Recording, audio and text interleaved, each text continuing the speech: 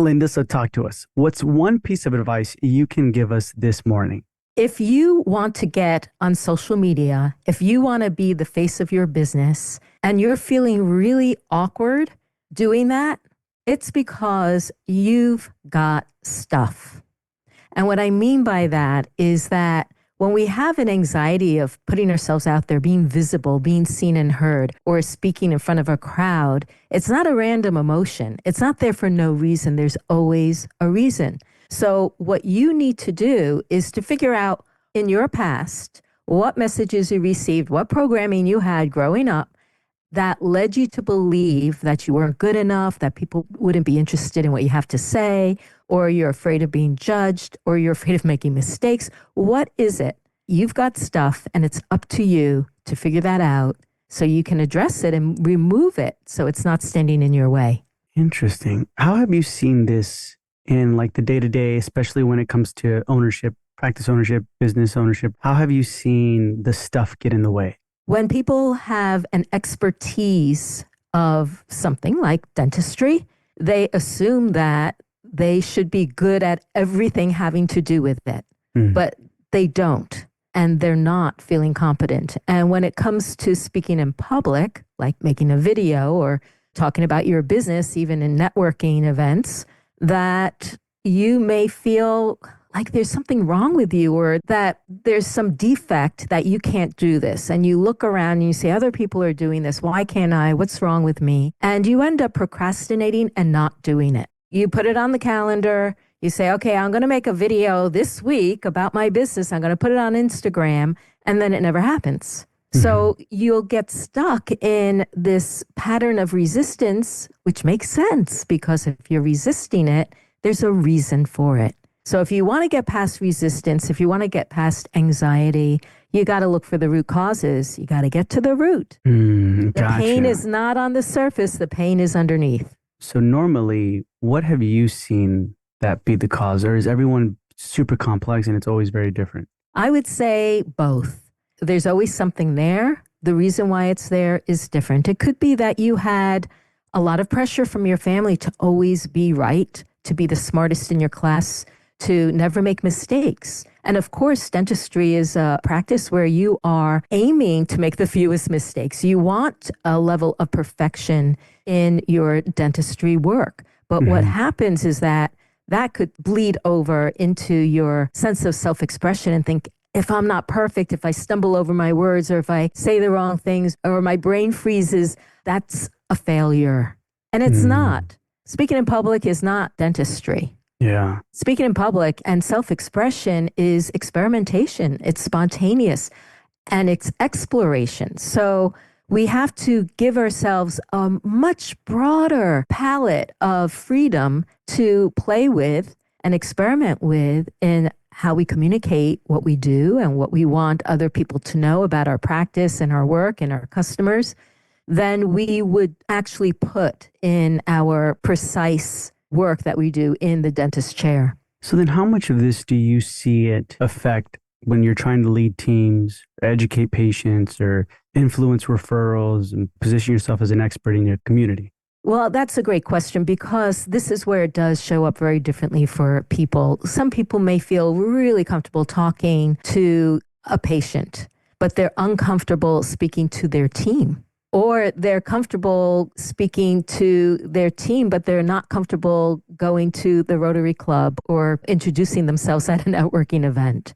And all of this is because we have different kinds of experiences. It may be that you have some trauma around your peer group growing up in school. Maybe you felt on the outside of a friend group, or you always felt like you were on the outside. And that's going to make you feel like people aren't interested in what I have to say. Nobody pays attention to me. I'm not one of the cool kids. And of course, this sounds like, oh, well, that's a long time ago. That was when I was in my teens. But just because we have grown up doesn't mean that we've grown out of those wounds. And sometimes they can be even bigger wounds, but it doesn't matter if they're small or big. If they impact us, they're keeping us from feeling comfortable to express ourselves in all of those environments, then that's something to be looked at. And until you do, it's going to persist. So then how can we even like numb that type of fear or those experiences or bypass them? I don't think that it's a matter of numbing, but something similar to that. Like we're not going to inject Novocaine into them, Yeah. Yeah. but we can inject compassion, love, forgiveness, understanding, recognition to our younger selves who maybe didn't have the tools and resources at the time to handle those experiences that led us to believe it wasn't safe to be seen or heard, that made Mhm. it unsafe to be the center of attention. If you were bullied, that absolutely makes you feel like it's not safe to be seen. It makes you want to hide. So then, what do you How do you suggest? do this? Yeah. How do you do this? Yes, yes. Well, I say there are many paths to healing, but journaling is one. Talking to yourself, like closing your eyes, envisioning your younger self and talking to your younger self and saying, look, I understand what you were going through. This is what you were feeling, all these different things, but this is also what I want you to know. And you can be that parent or the mentor or the teacher that you wished you had, but you never did because either you didn't think you could reach out to someone or maybe the parent or the teacher were the problem and you just had nowhere to turn. And what happens is that we make up our own coping mechanisms to deal with these. Usually it's by playing it safe, protecting ourselves, staying in the background. And that's what we end up learning to do as adults and even as we become experts in our field. Interesting. So fear has something huge. So then, what are the most common experiences or messages that condition people to fear being seen when speaking? You're no good. Who do you think you are? You're not good enough. Why an A minus and not an A plus? Children should be seen and not heard. Don't speak back to your elders. Don't brag. Mhm. Keep your head down. To have different things that could have either occurred or been said to us. Yeah. Okay. So it's mainly those things. So that kind of answers the question, like, is fear something people are born with, or is it entirely shaped by past experiences? I think it's shaped and it also can be absorbed. For Hmm. instance, my mom had a phobia that she felt she was going to die. And I felt like as a young child, I absorbed that. I became very fearful too, even though it wasn't my fear. And it wasn't until I was an adult that I could shirk it off. But I do want to circle back because it's not always what we think of. It can also be what we think of as positive. For instance, if you were that valedictorian, if you were that A plus student, you have very likely felt like people value you and they respect you because you're so perfect, you're so smart, you're so good. And you're afraid that if you show yourself as less than it, vulnerable or nervous, that's going to ruin your reputation. People are going to think less of you. Interesting stuff. Okay. So then, how does unresolved fear, I guess, affect right now if we were to discuss it in leadership? Because leadership has a lot to do with practice ownership, right? So, what signs should practice owners look for that fear is impacting their ability to lead? Well, it won't be just their ability to lead. It'll also be how people show up on the team. So you need to look at yourself, but you also need to have a little awareness of other people around you that may need help, that may be people pleasing or not feeling like they're suggesting recommendations for improvements, that when you ask their opinion, they feel uncomfortable giving it because maybe they weren't allowed to give their opinion at home. And Mm, so it's a way that we can recognize that, you know what, most of us have stuff. So it's going to be us as leaders as well as leaders of the team. If we can be honest about things that are difficult for us, that gives permission to other people to say, you know what, this is something that I struggle with too. And if we open up the idea of that, it's okay to have stuff, it's okay to review stuff, it's okay to heal stuff. This is what we're doing in dentistry too. We're helping to heal the core issues in our mouths. We mhm. also want to heal the core issues that we carry around with us as human beings. Okay. So, we're mainly trying to reframe the fear, right? Yes, we want to reframe it. We want to deactivate the fear. We want to honor the fear because actually the fear itself is not the villain. The fear is the messenger pointing to the things or pointing out that you have things that need to be Hmm. resolved. So journal about it, talk to your younger self. I use a technique that's called EFT, emotional freedom technique. It's used for PTSD. It's been used, I don't know, for 30 years. There's a lot of research on it that I have not read, but I use it because it works and I like it and it feels good.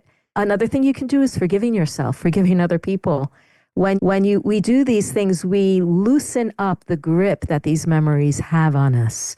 It's almost like when something is remembered inside us, maybe it's like residual pain, like even after sometimes when people have surgery and they still have pain, it's like a memory of that limb, Hmm. or if they have a limb cut off. It's that kind of thing that when we have memories, they live in us in a particular way. We tell ourselves this story in a particular way. When we do healing, what we're doing is we're pulling the pieces, the strands apart a little bit, giving some air, giving some new perspective, giving some forgiveness, awareness, compassion, love, all those things. And all of a sudden, the shame drops away, the blame drops away, and we're left with a sense of inner freedom. Okay. Interesting. So then, if we can sharpen it a little bit more into the sense of what are the hidden costs of avoiding public speaking as a practice owner? What are the business consequences when a practice owner avoids speaking engagement, team meetings, and patient education?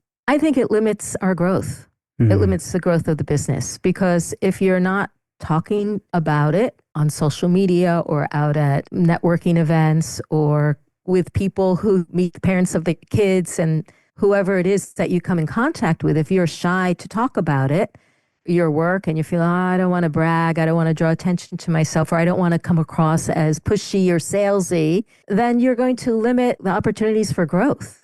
When Mm. you are afraid to talk with the team, you limit the possibilities for working together and feeling really tight and creating close connections with all those people that you work with. When you are unable to put some videos out on social media, you limit the ability for people to get a sense of, who is this person who has this practice, not just drawing people to your business, but maybe even becoming a thought leader in Hmm. your industry. Where, especially if you have your own ideas, like maybe you're really client centered and you love making friends with your clients, but you don't share that on social media. Nobody knows that about you except for the individual clients, which is not a bad thing.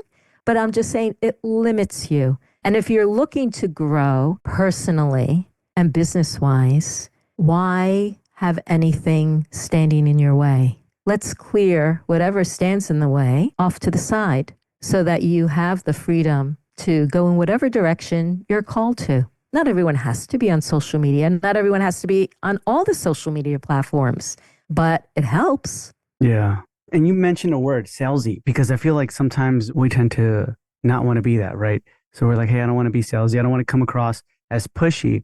And then at the same time, where does that come from where we feel like that? And how can we turn that off or change our mindset towards something else? When we're talking about sales-iness, this has two levels. One is like the internal level, and the other one is the external one. So partially it comes with learning what kinds of things to say that you're comfortable with, Mm. that you don't want to talk about your business or invite people to come to you or to quote unquote pressure somebody to do a procedure that you don't fully believe in. So you need to find, number one, the kinds of things, the words to say that make you feel like I'm just being me. I'm just being an expert in the sense of giving my recommendations, how I see it, because I think it'll be useful to you. But on the inside, if you feel like there's resistance, then that's again something to look at. It's like, what did I learn about selling that I hate? Is my idea of selling the used car salesman? I mean, that's the typical one, right? Yeah. Hmm. Or is it, can I redefine what sales means to me? Because we are all selling. I mean, even children are selling their parents on taking them to the movies or to get candy or to have a play date. We are Hmm. all selling all the time. We just don't realize it. But when we do realize it, we can reframe it. Or if there's something that feels like, oh, I think there's something inside that is uncomfortable. For instance, I had a client once who came to me, and in her family, if they ever got phone calls during meal times, her parents went ballistic. And they ranted about how dare somebody do this. And this woman grew up afraid to sell anything because she had absorbed that message that sales are bad. And it Mm. wasn't until she recognized that she could say, okay, I'm going to put a little attention on this to clear it away and get that out of my system, because that's not how I want to be in the world. I want to feel free to say, you know what? I think that this procedure is going to really help you. Or this material, even though it's more expensive, this is the reason why you need to go with this. Yeah. That's the reason why I only use this, because I have found this. So you want to feel like a sense of clarity to put out your opinion, to put out your stance and Hmm. your beliefs. And when you do it from that place of, this is my experience, this is what I believe in, this is what I think is going to work for you, then it's an interaction, it's an invitation, and it's a recommendation. So it's almost like you believe it or you study it so much, you believe it that you feel bad that they say no almost because it's like, hey, you really need this. You need this type of procedure. You need this. If not, the quality of life is not going to be as good. Well, I think ultimately we can't be attached to other people's decisions. And I Mm, think that also makes it really so much easier when we're not dependent on other people saying yes, that mm. we give other people the freedom to make their own decisions. If they say yes, that's great. If they say no, that's their choice. And it also takes the pressure off of us to feel like we have to make the sale. Yeah, because I hear that a lot. Whenever you have less pressure, somehow they feel like, oh, I'm going to say yes to this person. But then when you're like pushing it, they feel that. And then they think there's like an underlying issue or something. I don't know, Yeah. something, right? And Yeah, then, exactly. They pull back. They feel skeptical. They or suspicious. mm, Yeah. Are they just doing it because they're desperate? They're saying this. yeah, Yeah. We yeah. don't want to work with desperate people. We want to work with people who are confident in what they have and who are unattached to the decision we make. That's even more compelling, actually. Why is that more compelling? I think because we give the freedom for people to think, oh, if they're not attached to me, it must be really good because they're so secure in themselves. I like that. I So they're want confident. that. It must be really good. They're not worried about it, so it must be really good. So then, if a practice owner has been dodging speaking in public or speaking, especially on social media, right? Because I feel like that's where, you try to look as professional as possible, but then you see people who are like getting the patients and then, some are like dancing and they're doing all these things, right? On social media. Where should they start to break the cycle? I think that they should start by looking at their camera Hmm. as a tool. And I recommend turning on your camera every day, not to post, but to make a video and talk into it and just get accustomed to, what does it feel like to do?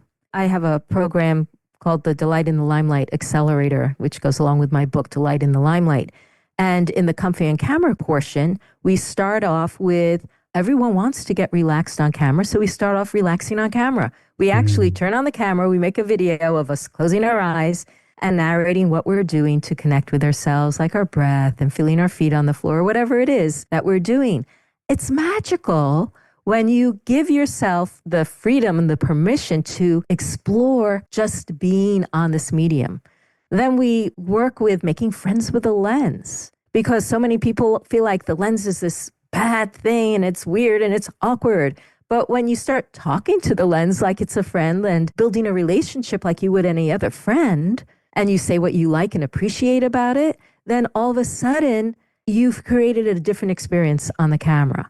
So I recommend you doing these things, relaxing on camera, making friends with the lens, maybe feeling grateful for the attention that you're getting, Hmm. receiving that, or feeling a sense of gratitude for the people who may be watching. And then just get comfortable speaking on camera and keep doing it. Keep it like a daily diary for a minute a day. After you brush your teeth, you get on video and say, good morning. I'm thinking about this today. I'm getting ready for work.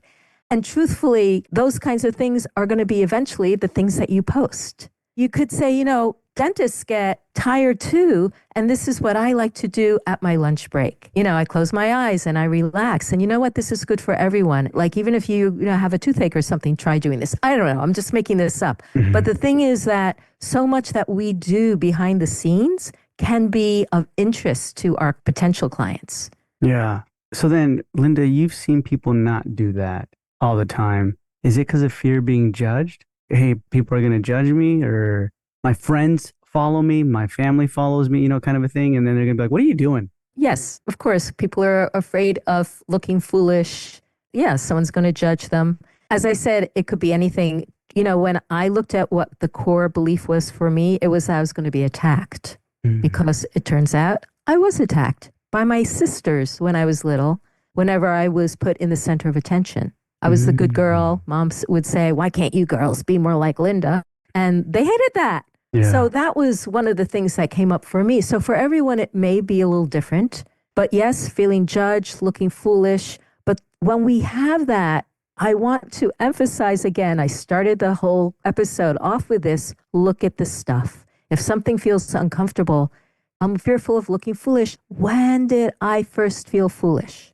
What am I afraid they're going to say to me? Have I always felt that way about these people? And try to go back in time. And the first time you remember feeling like, oh, yeah, that person doesn't really accept me, then talk to yourself at that age, journal about it, do some forgiveness. And then maybe you need to not be friends with your family on social media if it's an issue. They're not the people who you're there for. You're putting your videos up for your potential clients and customers, not for your family. I like that. Okay, so one of the last questions I wanted to ask you is a dentist listening to this could just do one thing today to start overcoming their fear. What should it be? I would say get in the habit of looking at what you're proud of in your speaking and looking at what you can forgive yourself for. Because to learn to let go, we need to practice letting go. Forgiveness is a practice like gratitude, and so is looking at what we're proud of. So I would say look at what you're doing in your speaking already. Who are you speaking to? Family members, colleagues at the office, and notice what you're enjoying and let yourself enjoy it more. Notice what you don't feel so comfortable with and forgive yourself for those things.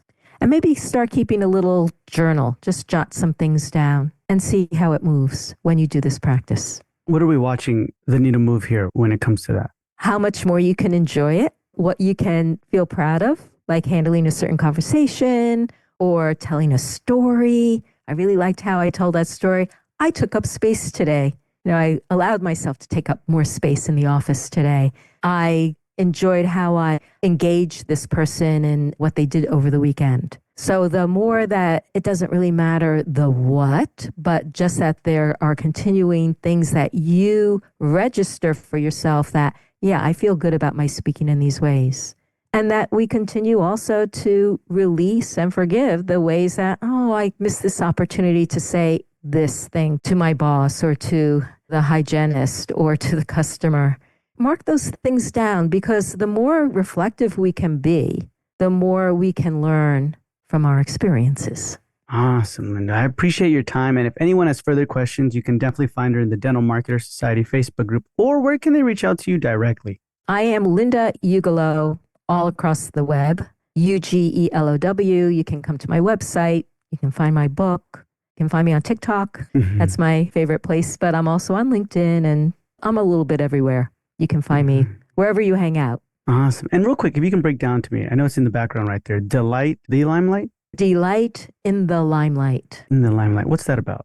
It's about not just overcoming the fear of speaking, but learning to love all the speaking that you get to do, to Mm, enjoy all the limelight moments, whether it's in conversation, that's your limelight moment. We each have our limelight moments right now, or if it's you on video or introducing yourself at a networking event or speaking from the stage to a whole group of dentists. gotcha. Awesome. So that's going to be in the show notes below. So definitely check out the links and reach out to Linda at the same time. And thank you so much, Linda, for being with me this morning on this episode. Thank you, Michael.